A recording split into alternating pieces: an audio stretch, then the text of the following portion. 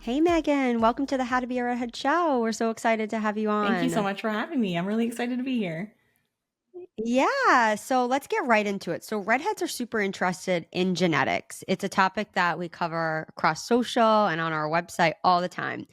And it's because we're super rare and facts about our genetics are really cool.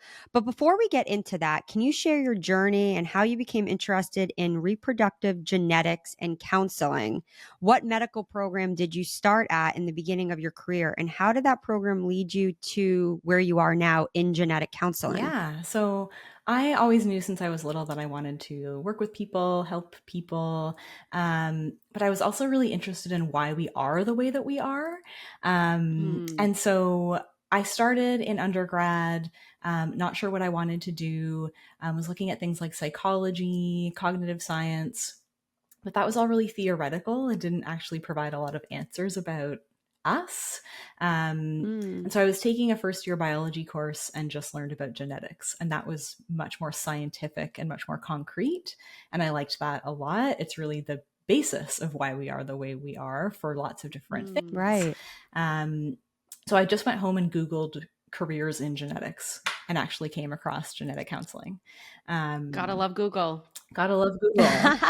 And it's actually, I'm not a doctor, so I never went to medical school. It's just a 2 year master's degree where you learn all about genetics and you learn counseling skills.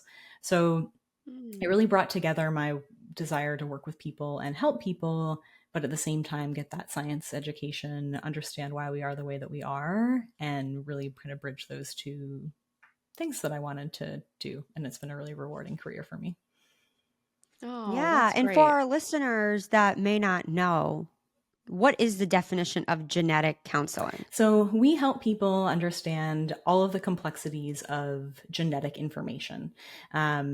So, if Okay. you're doing a genetic test and you're learning something about your own health, that can sometimes bring up a lot of emotions if you're learning a difficult diagnosis about yourself. And so that's where the counseling piece comes in, is that we're kind of trained to help you work with those difficult emotions, understand how they might impact your family members, Mm. and those types of things. Just teach you about the genetics side of health conditions, how they run in families, but also manage the tough feelings that come up when you learn about a diagnosis and how it impacts you and your family members. Okay. Okay. And can you explain the genetic factors that contribute to red hair and how they're inherited? Yeah, and that's a little bit more fun sometimes than learning about. And I love your board on Yeah. the back. It says the genetics of how to be a redhead. Love I came it. prepared. Yeah. I didn't even see that. That is awesome. So it's a little bit more complex than we thought. And this is something that Hmm. I learned a little bit more about to talk to you today, because a lot of the time we're really focused on that medical side of things. But we know that the genetics of red hair is mostly about this gene that they call MC1R.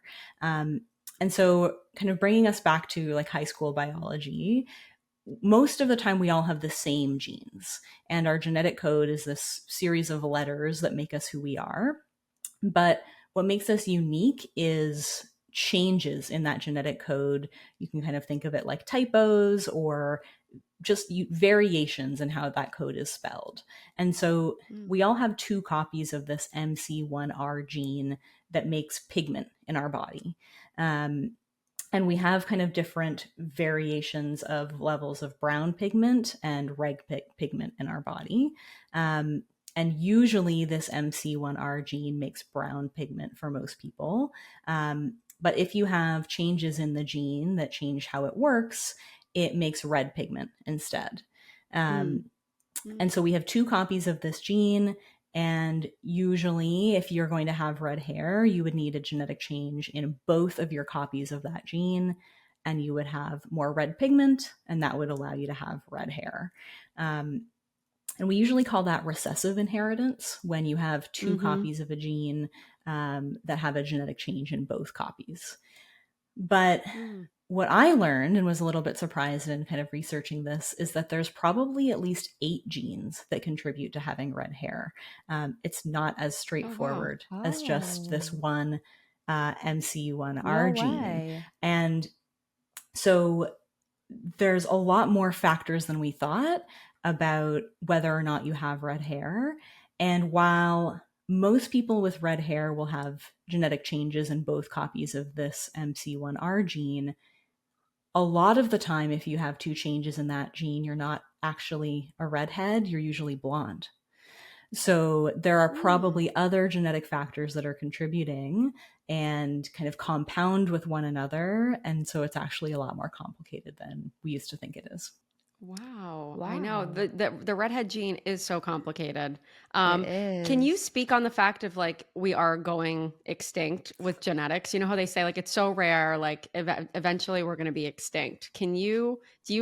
Does that make sense? Because I mean, I feel like it's just going to continue going on and on, but they say someday it might not even exist anymore. I wonder if that's a little bit about because they have to be inherited together. And so if they, aren't Mm-hmm. inherited in this unique combination, then that could make it harder and harder for it to get passed on. That's my theory, I guess, a little bit on that. Yeah. Yeah. Yeah. Interesting. Yeah. Yeah. And if someone didn't know their family history, could they be tested to see if they are carrying the redhead gene, the Yeah, MC1R? there are genetic tests that are available for that, but I think the challenge is that it's not as straightforward as we think. So you could certainly learn if you had Mm, those genetic changes in that gene, but a mm, lot of the time you might have those genetic changes and not have red hair because there are all of those other factors too. So it would certainly tell you if you have those genetic changes, but it might not be accurate in telling you if you or your future children are actually going to develop red hair or not. It's more of like a likelihood, but certainly not a guarantee. Um, and I think when you're doing those types of genetic tests, it's important to keep in mind that they're not medical grade tests. So you need to be aware Okay. of kind of where your data is going and how they're handling your genetic information too. Because a lot of the time they're not going to be held to the standards that kind of medical tests would be and how they're handling your data. And so you'll want to make sure of kind of what their privacy practices are before you do any of those types of tests too. yeah, and I know Okay. they say that red hair is sometimes connected to things like I've heard like people with red hair are sometimes more susceptible to Parkinson's or like certain different things. It's just been things that I have read online. I don't know if there's any scientific background, but say there is a connection. Would you be able to see that in your genetics if you get a test in terms of like how that, I don't know if it's completely related to red hair, but if you have other things, are you able to find out and then maybe be like, oh, that is a redhead thing? I don't know. We Just sometimes I see things online. I'm not sure. Yeah, we know that the MC1R gene, because of how it kind of impacts your pigment, the more brown pigment is certainly related to kind of protecting your skin from UV radiation. So Right. if you have Mm. less of that in your body, you are definitely less protected, and it kind of could be a modifying factor for getting skin cancer like melanoma. So that is Right. definitely something that's related to that MC1R gene. And if you have a family history of cancer, there are, definitely other genes that could be contributing at a higher rate to that type of thing. So we always say if you've Mm, got family members with cancer, especially if they're diagnosed like under 50, or there's more than one person with the same type of cancer on the same side of the family, mhm. meeting with a genetic counselor, they can kind of tell you the chance that it could be a genetic cause, and genetic testing can help you know if there is a genetic cause and can potentially help you understand if screening could help you identify it earlier, which can sometimes save your life if they can kind of catch that at an earlier Yeah. stage. But there are other genetic tests that can help you understand broader kind of health risks and can sometimes lead to risk reduction. But we may not know if it's directly related to red hair necessarily. It's usually not that directly correlated based on where the research is today. Yeah. I always think Okay. so too. Yeah. And are there any fascinating insights from genetics that you've learned personally in your professional career about red hair that you think people might find really surprising? I think what was kind of surprising to me is the difference between red hair on your head versus red hair on your face if you've got a beard. So it seems Yeah. the the dosage of genetic changes that you need to have red hair on your head is higher compared to what you would need to have it in your beard. Um, Oh. So Oh, sometimes people only need like one cool. genetic change in that MC1R gene to have a red beard. Um, Oh, Whereas you more often need two genetic changes in that gene to have red hair. And that's why so many yeah. men who have brown hair may have a red beard. Red beard. Lots of different factors that maybe we don't understand onto why that happens, but it seems like the like genetic load you need to have a red beard is a little Mm. bit lower, and that's just really fascinating to me. And does that mean, like, you know how, Wow. so two parents have to have the redhead gene to be able to create a redhead child. But if there's a guy and say he's a brunette and he has a red beard, and then the woman has like a lot of family members, let's just say, who have red hair, and then they have a baby, are chances higher that they might have a redhead baby because he has the MC1R gene because of the Hmm. beard being red? It could be. Yeah. I Yeah, think Hmm. that, that's so yeah, interesting. I think we really haven't studied red beard genetics as much as we have red hair genetics. And so Mm. Right. maybe those other seven genes that are kind of modifying factors, maybe they play a role in red beards less than Hmm. MC1R. There's so much that we really don't understand in that, but it's probably a factor. If someone has a red beard, maybe it will increase the chance that they have a child with red hair on their head. Yeah, that's so interesting. And there are some other recessive genes that we've heard of, like attached earlobes being left-handed, Stephanie and I have attached blue earlobes. eyes. Yeah. Yeah, and my two kids, they're 1 and 3 years old. They both have blue eyes, and my husband and I both have green, but it's in the family. Our dad, Adrian and I's dad, has blue eyes, and he was a redhead. It's gray now. But and then my mother-in-law has blue eyes, and my brother-in-law. So I can understand the blue eyes, but we were really surprised. We thought they were going to have green. Yeah, Um, but yeah, is that true about recessive genes? How the left hand, the attached earlobes, and the blue all eyes? of those things are probably also more complicated than just one gene, Yeah. recessive or not. Okay, And that makes also sense. things that I was surprised with because they're kind of classic things we're taught in high school that are recessive. They show us those like Punnett Mm. squares, and that's kind of how they teach us these things. And then Hmm. Mhm. I was really surprised that it's probably a lot more complicated than that for almost all of those things, but especially eye color. Um, I work with a lot of people who are conceiving with donor eggs and donor sperm because they have Mm. infertility. Okay. Um, so I get these questions a lot because they're trying to pick someone who maybe looks like their partner, and they want their Right. child to kind of look similarly. And they really do their best to kind of match in that type of way. And it's important for me to tell them, like, you can do your best, but these traits are a lot more Yeah. complicated than we think.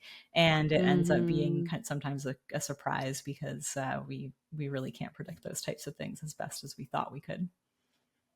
Yeah, and that kind of goes into our next question. So, modern medicine has made it possible to select the sex of your child through IVF. What other traits can be selected? And we're curious to know just the pros and cons of being able to make that decision. Yeah, and well, because all of these traits are more complicated than we thought, we're really not Mm. selecting them with IVF. Things like eye color and hair color.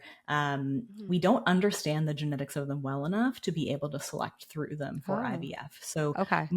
Oh, mostly wow. sex chromosomes are really straightforward. XX for female sex Right. chromosomes, XY for male sex chromosomes. So that is really easy, but the way we look is really not, and so it's not something we can really select for.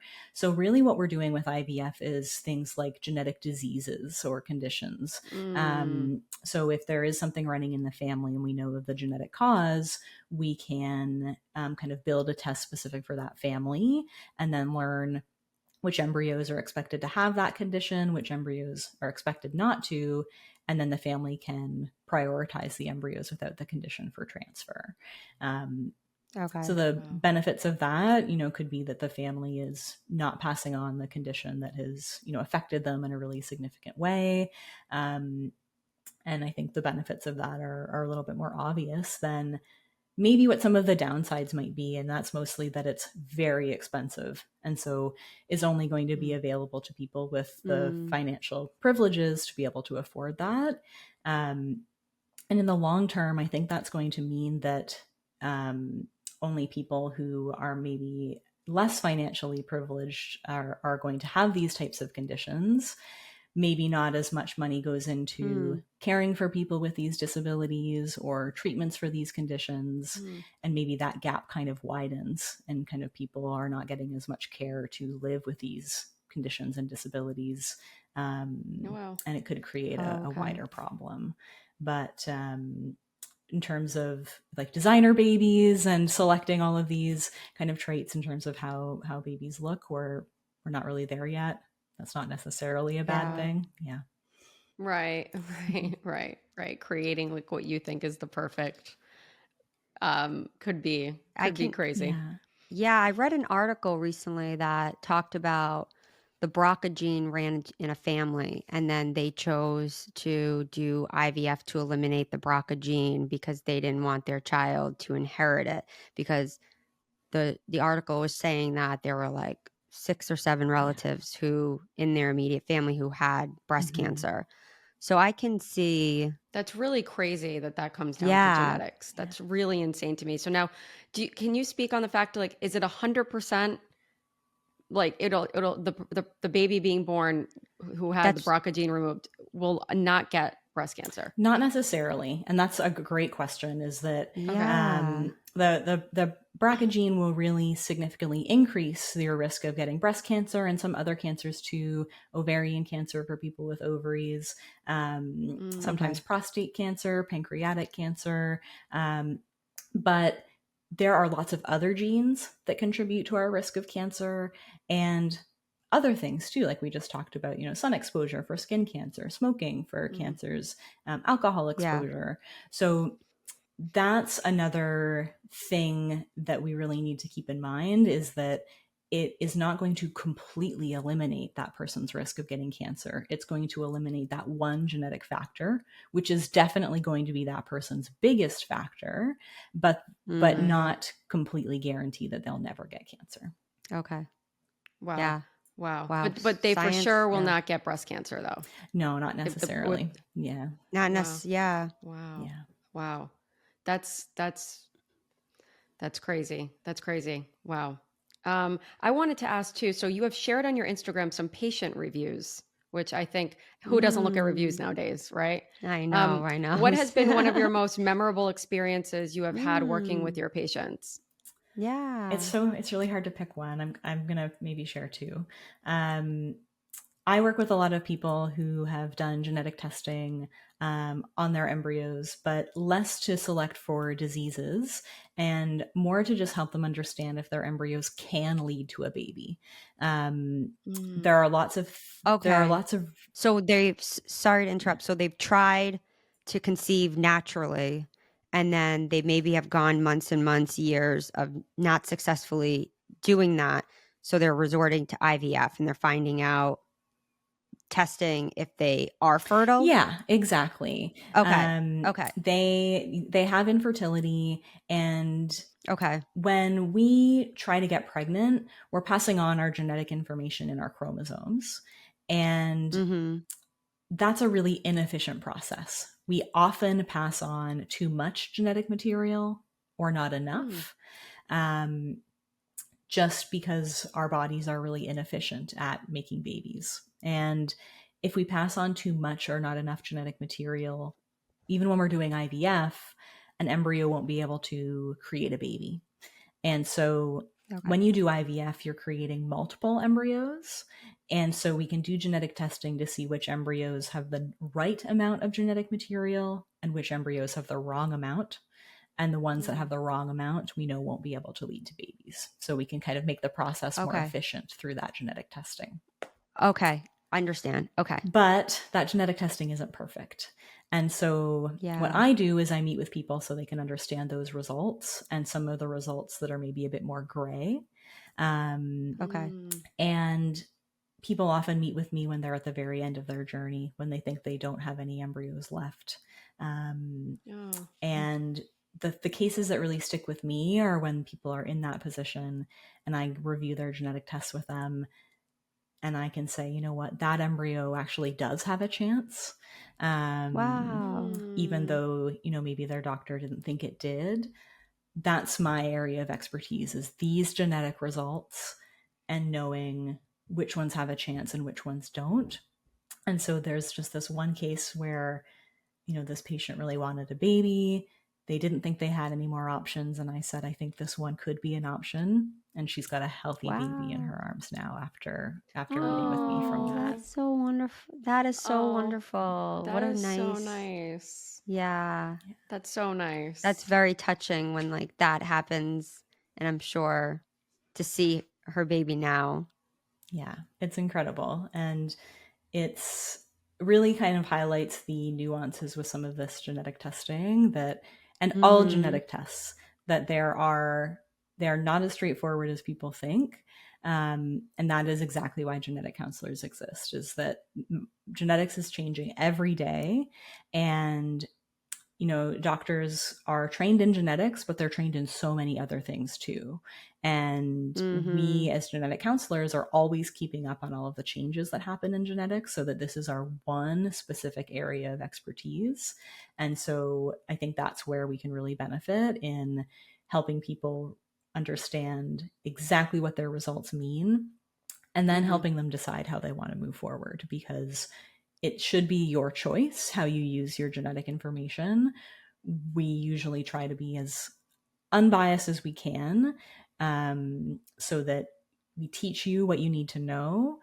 We kind of get to know you, and then you can make an informed decision on how you want to move forward with that information, rather than having someone tell you what's best. You can decide for yourself. Redheads, have you heard? We aired on ABC's Shark Tank, episode 14, season 15. We are busy developing products and continuing to grow this incredible redhead lifestyle brand. Check out our mascara and eyebrow products in red hot shades, hair care, merch, lifestyle items, and so much more. Redheads, we can now rejoice. Finally, there are products for us. Use code podcast to get 15% off your next purchase. Shop at shop.howtobearedhead.com. Yeah, and I'm curious just to know, do you ever have patients that are pregnant and then they do, you do genetic testing of some sort, you test the baby like at the 8 weeks and the 12 weeks, that then get results from their doctor and then come to see you to get advice on what to do, whether um depending on what their results Yeah, are? I used to do that a lot more. Now I'm mostly Oh, working okay. before people are pregnant. Um, but Okay. sometimes I meet with people who I'd seen earlier, who are pregnant now and want a little bit more guidance. It's much easier to find a genetic counselor once you're pregnant. There's a lot more people who specialize in that. So I try to help them find someone kind of local to them. Um, Okay. I try to stay in my really niche area of focus, because it's a lot harder to find someone who Yeah. specializes in what I do. But I do sometimes Okay. see people. It's very common that you would see someone once you're pregnant to talk about that type of genetic testing, but it also has a lot of limitations, and not a lot of people understand that it isn't 100% accurate. There can be Mm, flaws. So it's another really good time to make sure that you're getting all of the information that you need to make those really important decisions. I yeah. was thinking too, I'm 30, I'm just turned 37. And so when I was, pardon me, like 10 years ago, I was getting just a normal checkup with my gynecologist, and she recommended me getting genetic testing if my husband and I ever decided to have kids, which we decided we weren't going to. But I remember I was like, well, I guess it can't hurt to get the genetic testing. So I got it, and everything came back great. And she was like, oh yeah, I like my patients to have it before, if they decide, because then it gives them like less stress, because no one wants to hear bad news when you already are pregnant, right? And I was like, oh well, that would be great, so I got it. And so my question is, I always told Stephanie, well, like, we have the same genetics because we're siblings, so like you're fine, because like all of my genetic testing came back like so good. But is that true that siblings share genetics, or would Stephanie's results be completely different than mine? Basically, you share 50% of your DNA with your siblings, is kind of what we're expecting. Oh, So okay. the test you had done was probably carrier screening. And it's looking for those recessive Maybe. conditions like we talked about. Um, Yeah. I think I It got was all that when like I it was was all first like scary pregnant. stuff. yeah, Like when you like it's like scary things that you Yeah. want it to be negative, you know? yes. Yeah, the goal is essentially for both of the reproductive partners to have that done, and if they're carriers for the same thing, then their children would be at risk of Mm. having those genetic Oh, wow. conditions. So Okay. if you weren't a carrier, there's no guarantee that Stephanie wouldn't be. If you were, there'd be a 50% chance that Stephanie would be. So Yeah. it just we Okay. Yeah. really can't learn anything when one person in the family has a negative genetic test. It lowers the risk a little bit, but each person would really have to get it done themselves. Oh, okay. Yeah, I Okay. remember being pregnant with my son. I did some testing and I remember my doctor saying the same thing. But it is scary when you're pregnant and then you take all these tests and you're Oh like, my God, I can imagine. oh Yeah. my gosh. But it makes the second pregnancy for me personally I was a little bit more on like I wasn't so high stress about certain things because I was more, maybe it was because I was more knowledgeable of what I was getting done. Mhm. Um but yeah, I can understand prior to getting pregnant, there's a lot, but it's nice to know that someone like you exists for people who need counseling and going through the process that they are going Yeah. through. And that's why we love doing it It's a lot. before pregnancy, because if something does come up, Mhm. then you have more options. Yeah. If you Mhm. were worried about that condition, you can just do more things. You could do IVF and test the embryos to prevent the disease. Or you could just get pregnant and do testing in pregnancy to find out if the baby had the condition. Some people might choose not to have kids because of that disease. Some people might adopt. Some people Mm. might use donor sperm or donor eggs. You have all of those options. But if you find out during pregnancy, you're already pregnant, your only option is to test or not test, and it just Yeah. limits things a lot. So the sooner the better, Yeah. and the more time you have to process all of that information because it's overwhelming. And like you said, you felt more prepared in the next pregnancy. If you had been able to test it before you were pregnant, it just gives you more time to think about it all and wrap your head around all of that Yeah. complex info. I remember feeling like I'm such a controlling person, so type A, and I love to accomplish things and I love to be ahead of the game and like stuff. We're so like that, especially with like our health Mhm. and stuff. And I felt like it gave me power because there's so much in genetics that you have no control over. You know, it's just one thing in life that we have no control over and we have to just take it as it may. Our dad recently got sick and we had to just take it for, and just be positive and do everything that we can. And but I felt like when I got the genetic testing, I was like, I felt just like what you said. I was like, oh, I have a little bit of control if anything does come back, because I am, at the time I was 10 years younger and I could always make plans. And it felt like it gave me my power back as a woman in a little way. That's great. Yeah, that's amazing. Well, it's been awesome to talk to you. Before we go, are there any common misconceptions people have about genetics? I think it's really Mm. just that we have it all figured out and that we don't. Mhm. Um, Don't. I know. we sequenced the human genome, and I think people meant that we found all of the answers, but we really haven't. And I think our conversation today just about how complex hair color is really illustrates that. Mhm. Hmm. So just know that it's a lot more complicated than we think. And if you do have any concerns or questions about your genetics, that you can, meet with a genetic counselor to have more support, that you don't necessarily have to navigate it all on your own. Yeah, just feeling like you're not Yeah. alone is a big, big part of knowing Yes. about your genetics.